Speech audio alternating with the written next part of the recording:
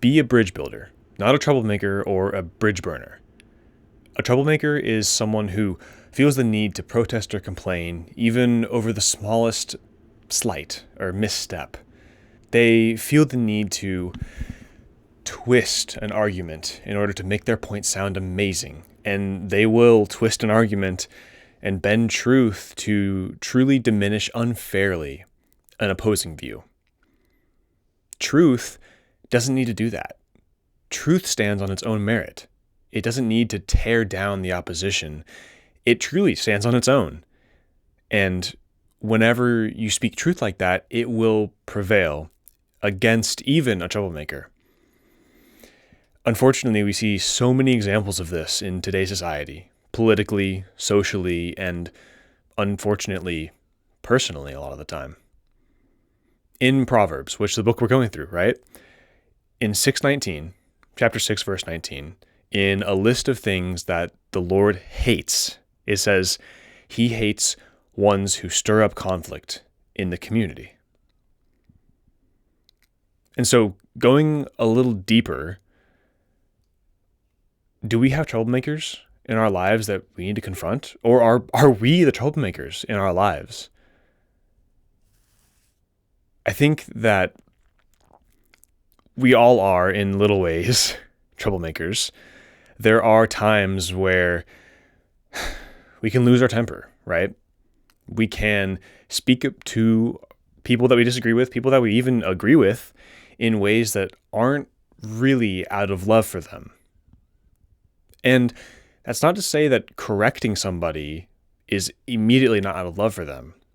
Because if somebody is stepping away from truth, the loving thing to do is to kindly correct them. And whether that needs to be one-on-one or two-on-one or in a group or from other kind of leadership in their life, that is sometimes something we have to do. And there's nothing wrong with that. And it can be scary.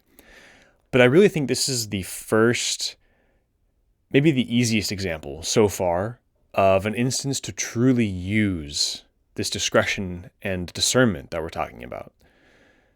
It's the first easy time to imagine doing it because it's so rampant in today's society.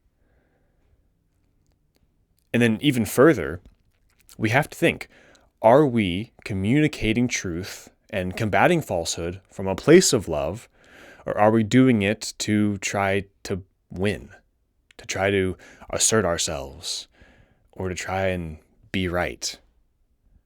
Because, and I can speak to this personally, there's a big difference in speaking the truth and being right and